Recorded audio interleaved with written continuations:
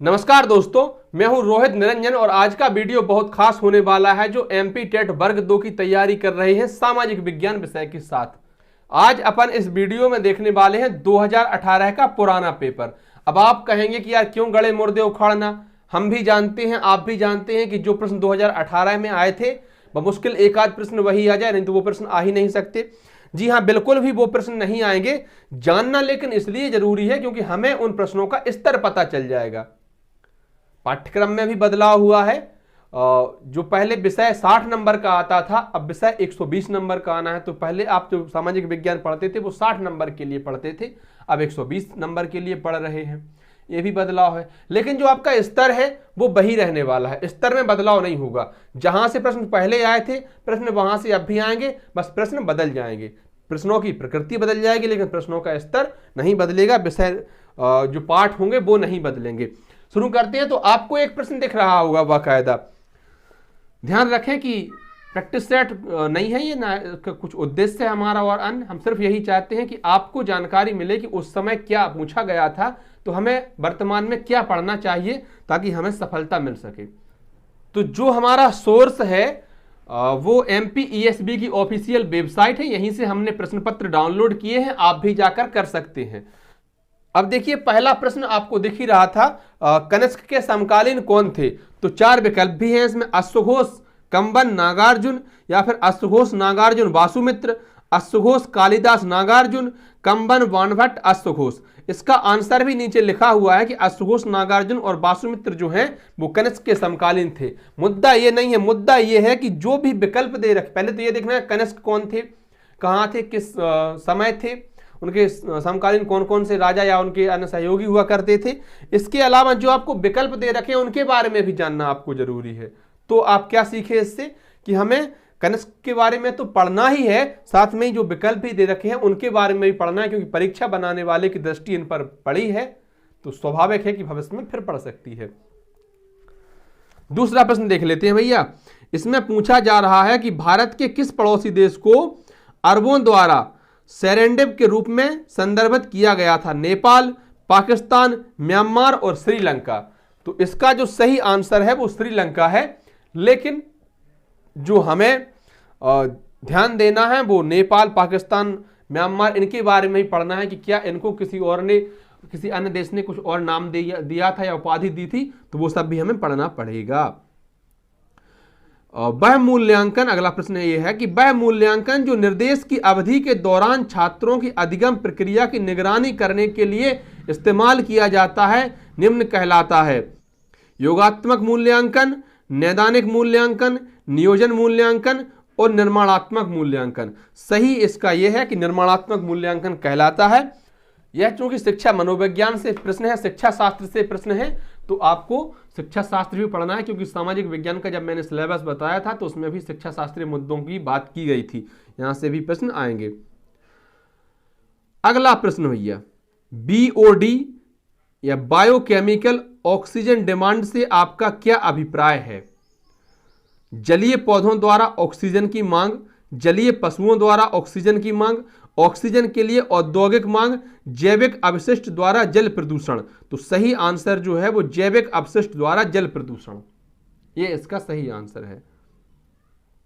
अगला प्रश्न देखते हैं कि खालिस्तान ने परिभाषित किया कि सामाजिक विज्ञान अधिगम और अध्ययन के वैसे निकायों के रूप में है जो शारीरिक और अशारीरिक उत्तेजनाओं की पारस्परिक क्रिया को स्वीकृत करते हैं और सामाजिक संबंध बनाते हैं।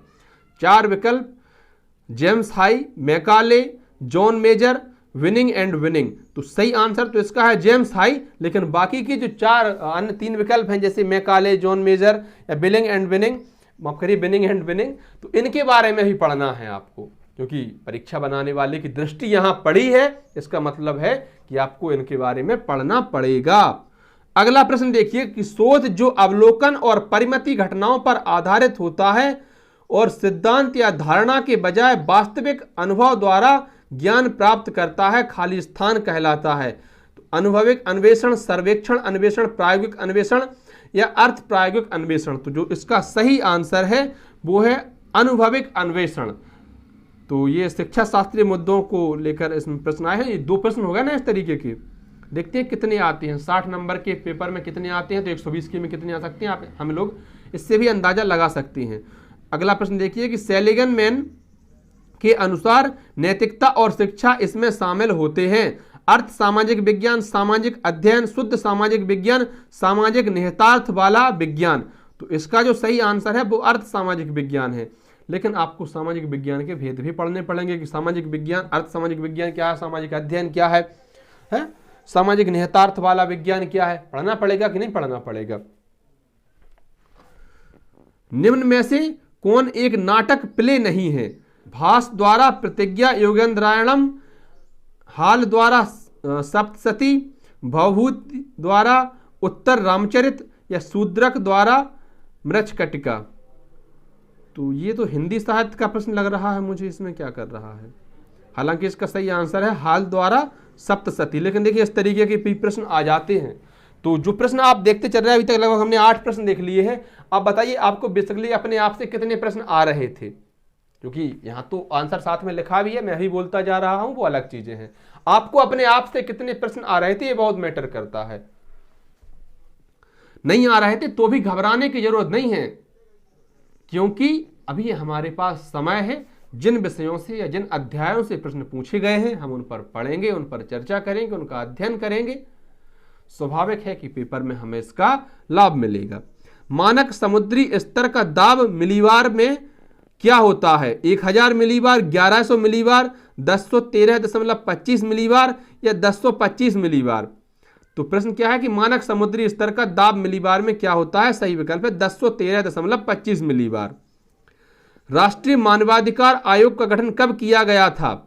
राष्ट्रीय मानवाधिकार आयोग का गठन कब किया गया था? तो देखिए 1992, 1995, 1996 और 1993। 4 विकल्प हैं। सही विकल्प है 1993। लेकिन इसमें राष्ट्रीय मानवाधिकार आयोग का गठन पूछा गया है। जो अन्य समितियां हैं उनके बारे में भी आपको पढ़ना पड़ेगा कि उनका गठन कब हुआ है, चाहे कोई भी समिति बनी रहे, उनकी जानकारी आपको होनी चाहिए। सामाजिक विज्ञान को एक मुख्य पाठ्यक्रम का हिस्सा क्यों होना चाहिए? तो ऑप्शन है गहन सोच को विकसित करने में मदद करता है, यह मानव व्यवहार से संबंधित है, विश्व की जागरूकता को विकसित करने के लिए, देश को विकसित करने के लिए। इसका जो सही विकल्प है गहन सोच को विकसित करने में मदद करता है। यह भी शिक्षा शास्त्रीय मुद्दे हैं कि हम विषय सामाजिक विज्ञान के हम लोग शिक्षक बनेंगे तो सामाजिक विज्ञान हम क्यों पढ़ाएंगे, और जब पढ़ाएंगे तो कैसे पढ़ाएंगे, क्या हमारी पढ़ाई हुई बातें बच्चों को पसंद आएंगी, क्या उनको अच्छा लगेगा। अगले प्रश्न की तरफ बढ़ते हैं हम। तो देखिए जनरल टिकट प्रणाली खाली स्थान का दूसरा नाम है। जनरल टिकट प्रणाली के बारे में पूछा गया है।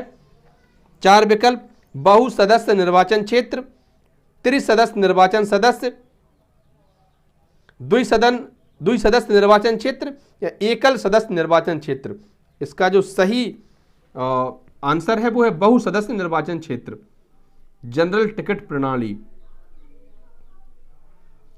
पर ये क्या नाम पॉलिटी से प्रश्न है जो था अभी। परिचर्चा पद्धति को इस नाम से भी जाना जाता है। अभी पॉलिटी तो सिर्फ एक प्रश्न ही मिला है पॉलिटी से, और कोई दूसरा मिला नहीं है। अगला प्रश्न क्या है कि परिचर्चा पद्धति को इस नाम से भी जाना जाता है। परियोजना पद्धति, पूर्णतावादी पद्धति, सुकराती पद्धति, या क्रियाकलाप पद्धति। 4 विकल्प हैं। आपको क्या सही लगता है आप वो बता दीजिए कि फिर मैं बताऊं आंसर। तो इसका सही जवाब है सुकराती पद्धति। मुद्दा ये नहीं है कि इसका सही जवाब क्या है, जो अन्य 3 भी दे रखे हैं इन पद्धतियों के बारे में भी हमें पढ़ना पड़ेगा। शिक्षक बनना आसान नहीं है। वो एक समय अलग था जब लोग कहते थे कि मोड़ा को BTI करा दो, कछु नहीं कर पे तो मास्टर तो बनेंगे। सब हमारे गांव में जी खूब चर्चाएं चली, और लोग ना जब शादी के कार्ड वगैरह में लिखवाते थे फलाने D.Ed, क्योंकि एक अलग क्रेज था। 2013 की भर्ती में वास्तव में ऐसे लोग लग गए थे जिनको आज भी वेट माने जो इंतजार होता है और जो वेट माने वजन होता है, इन दोनों का अंतर पता नहीं है। ये बात बिल्कुल सच है। वो बस इतना कह देते हैं कि मेरा WAIT वेट बढ़ गया है, चलो अब वॉलीबॉल खेलना स्टार्ट कर देते हैं। 75 नंबर पर क्वालिफाई हुए हैं और 90 नंबर पर जनरल वाले क्वालिफाई हुए हैं, और आज 100 वाले भी दुविधा में हैं और शायद ना भी हो पाए क्वालिफाई। खैर हम तो अपने मुद्दे पर वापस आते हैं। साधारण शब्दों में कहें तो बहुत स्तर बदल चुका है। अब आपको बहुत अधिक पढ़ना पड़ेगा, बहुत अधिक मेहनत करनी पड़ेगी। किसी व्यक्ति के द्वारा स्वयं के भीतर झांककर स्वयं के व्यवहार का अवलोकन खाली स्थान कहलाता है। सर्वेक्षण, प्रयोग, अंतरावलोकन, मूल्यांकन। मुझे नहीं लगता कि कोई भी विद्यार्थी ऐसा होगा जिसको यह प्रश्न ना आया होगा। तो यह है अंतरावलोकन। लेकिन मुद्दा यह है कि जो प्रश्न सरल होते हैं वो सभी को आ जाती है, उनकी कोई वैल्यू नहीं होती है। जो कठिन होते हैं वो आपको आ जाए। मुझसे किसी एक याद नहीं है नाम, लेकिन किसी ने कहा था बहुत पहले कि 100 में से 95 प्रश्न लगभग हर कोई कर देता है जो कंपटीशन की तैयारी में सीरियस है। लेकिन जो 5 प्रश्न बिरले लोग ही कर पाते हैं, उनमें से भी बमुश्किल 1 प्रश्न परीक्षा में आता है। अब आपको कितना सीरियस होकर तैयारी करनी है, कितनी गहराई से आपको पढ़ना है, वो इस बात से आप समझ ही सकते हैं। आगे बढ़ते हैं अपन तो कि निम्नलिखित में से कौन सा सामाजिक परिवर्तन के रूप में शिक्षा इस दृष्टिकोण से संबंधित है? महात्मा गांधी, एस राधाकृष्णन, जक्वेस रूसो और पाउली फ्राइरे। तो सही विकल्प जो है इसका पाउली फ्राइरे है। लेकिन जो अन्य भी विद्वान हुए हैं जिन्होंने शिक्षा को लेकर अपने कुछ स्टेटमेंट दिए हैं, वो भी आपको उनकी आपको नॉलेज रखनी पड़ेगी। अगला प्रश्न कि निम्नलिखित में से किसने इंग्लिश ईस्ट इंडिया कंपनी का संस्थापक चार्टर जारी किया? एलिजाबेथ प्रथम, जेम्स द्वितीय, जेम्स प्रथम या चार्ल्स प्रथम? तो ये तो सब आप जानते हैं कि एलिजाबेथ प्रथम ने जारी किया था। तो सही विकल्प है अपना एलिजाबेथ प्रथम। तो उस समय के जो चार्टर एक्ट वगैरह आए थे, आधुनिक इतिहास की, हम मॉडर्न हिस्ट्री की बात कर रहे हैं, तो ये आपको मॉडर्न हिस्ट्री भी पढ़नी है। अगला प्रश्न, विजयनगर साम्राज्य की स्थापना के समय दिल्ली का सुल्तान कौन था? बलबन, कुतुबुद्दीन ऐबक, रजिया सुल्तान, मोहम्मद बिन तुगलक? तो जो सही आंसर है वो मोहम्मद बिन तुगलक है। लेकिन प्रश्न दिल्ली सल्तनत से भी बनने लगे हैं। तो इतिहास तो अभी तक इतिहास से लगभग 6-7 प्रश्न हो चुके हैं। पॉलिटी से सिर्फ अभी तक 1 प्रश्न हुआ है और जियोग्राफी से तो कोई प्रश्न हुए ही नहीं है। हम भाई देख रहे हैं कहां कहां से प्रश्न आते हैं। भारतीय राष्ट्रीय कांग्रेस के प्रथम अध्यक्ष कौन थे? व्योमेश चंद्र बनर्जी, बदरुद्दीन तैयबजी, बिपिन चंद्र पाल या लाला लाजपत राय? तो जो सही आंसर है वो व्योमेश चंद्र बनर्जी है कि भारतीय राष्ट्रीय कांग्रेस के प्रथम अध्यक्ष थे व्योमेश चंद्र बनर्जी। क्या समझे कि मॉडर्न हिस्ट्री से प्रश्न आ रहे हैं? तो यहां से मतलब कि जो स्वतंत्रता संग्राम हुए हैं या कांग्रेस की स्थापना हुई है, उसके जो भी कहां कहां अधिवेशन हुए हैं, उस समय उनके अध्यक्ष कौन थे, आपको उंगलियों पर रटे होने चाहिए। आइए हम अगला प्रश्न देख लेते हैं कि किसने टिप्पणी की कि हमारी माध्यमिक शिक्षा हमारी शैक्षिक मशीनरी की सबसे कमजोर कड़ी है और इसमें तत्काल सुधार की आवश्यकता है? Doctor Rajendra Prasad, doctor S Radhakrishnan, doctor Ambedkar या मौलाना अबुल कलाम आजाद? तो ये स्टेटमेंट था डॉक्टर एस राधाकृष्णन का। अब आपसे मैं पूछूं कि डॉक्टर एस राधाकृष्णन कौन थे, आप उनके बारे में क्या जानते हैं? जल्दी से आप इसका कमेंट कीजिए और बताइए कि एस राधाकृष्णन कौन थे। अन्वेषण आधारित अधिगम शिक्षा के किस दर्शन पर आधारित है? यथार्थवाद, आदर्शवाद, अस्तित्ववाद या प्रकृतिवाद? तो इसका सही आंसर हैगा प्रकृतिवाद। आगे देखिए कि भारत ने 1971 में खाली स्थान के साथ 20 वर्षीय शांति और मित्रता संधि पर हस्ताक्षर किया। श्रीलंका, बांग्लादेश, सोवियत संघ और अमेरिका? तो इसका जो सही आंसर है वो है सोवियत संघ। तो आपको जब मैंने सिलेबस समझाया था तो उसमें पूछा गया था कि विदेशी या दूसरे देशों से भारत की क्या रणनीति है, कैसे उनसे समझौते हैं, पड़ोसी देशों से भारत के क्या संबंध हैं, दूसरे अन्य यूरोपीय या किसी भी अन्य महाद्वीपीय देशों से भारत के कैसे संबंध हैं। वहां से प्रश्न आए हैं, भविष्य में फिर आ सकते हैं। तो सही आंसर इसका सोवियत संघ है। संयुक्त राष्ट्र की, माफ करिए, खालिस्तान संयुक्त राष्ट्र की एक इकाई है जो सभी सदस्य राज्यों से निर्मित है। सुरक्षा परिषद, आर्थिक एवं सामाजिक परिषद, न्यासी परिषद या महासभा? तो सही आंसर इसका महासभा है। लेकिन आपको संयुक्त राष्ट्र पढ़ना है, आपको उसके अन्य जो इकाइयां हैं उनको पढ़ना है, जैसे सुरक्षा परिषद है, महासभा है, उनके बारे में भी पढ़ना है कि इनके स्थायी सदस्य कितने हैं, अस्थायी सदस्य कितने होते हैं, इनकी शक्तियां क्या क्या हैं, कार्य क्या हैं, अध्यक्ष कौन है, स्थापना कब हुई थी, तो मुख्यालय कहां पर है, सबसे ज्यादा जरूरी। भारत में हरित क्रांति के लाभ केवल खालिस्तान तक सीमित थे। गेहूं और चावल, जौ और ज्वार, जौ और अनाज, चावल और जौ। तो सही आंसर इसका होगा गेहूं और चावल। हरित क्रांति में गेहूं और चावल को सबसे ज्यादा प्रमोट किया गया था। प्राचीन और प्रारंभिक मध्ययुगीन भारत में एक संघ के प्रमुख को खालिस्तान कहा जाता है। अधिकारी, अधिपति, गृहपति या जेतक। तो जेतक कहा जाता है। तो आप समझ लीजिए कि कहां कहां से प्रश्न बन रहे हैं, क्या हमें पढ़ना है। पृथ्वी पर जीवन के इतिहास और चट्टानों की संरचना के विषयों में जानकारी प्राप्त करने की एक विधि के रूप में जीवाश्मों का अध्ययन यह कहलाता है। इकोलॉजी, जियोग्राफी, पैलियोंटोलॉजी या जियोलॉजी। तो इसका सही जो आंसर है वो है पैलियोंटोलॉजी। लेकिन अन्य जो इकोलॉजी है, जियोग्राफी है, जियोलॉजी है, एक क्या है, इनके बारे में जो भी जानकारी आप जुटा सकती हैं वो जुटाइए, नोट्स बनाइए और तैयार कीजिए। भूमध्य रेखा पर क्षोभ मंडल या ट्रोपोस्फियर की मोटाई निम्न में से किस मौसम में सबसे अधिक होती है?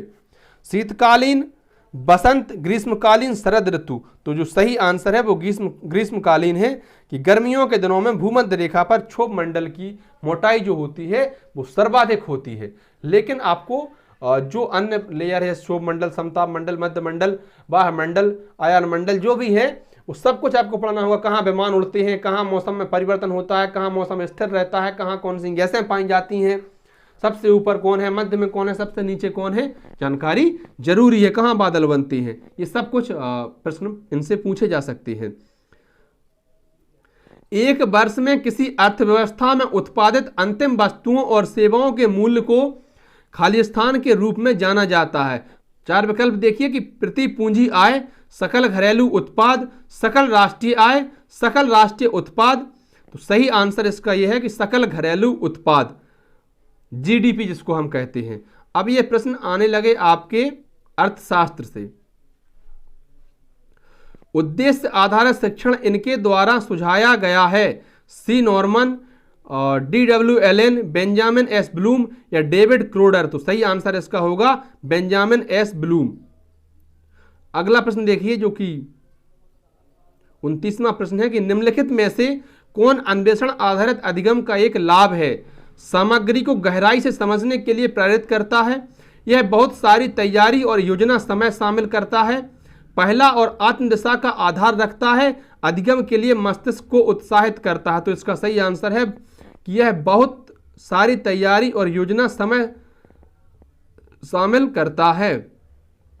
अगला प्रश्न है कि भारत के किस वित्त मंत्री ने नई आर्थिक नीति NEP की शुरुआत की? Morarji Desai, Manmohan Singh, CD Deshmukh, TT Krishnacharya. सही आंसर है मनमोहन सिंह, जो बाद में भारत के प्रधानमंत्री बने और लगभग 10 साल तक भारत के प्रधानमंत्री रहे हैं। तो इस वीडियो में फिलहाल हमने 30 प्रश्नों पर चर्चा की।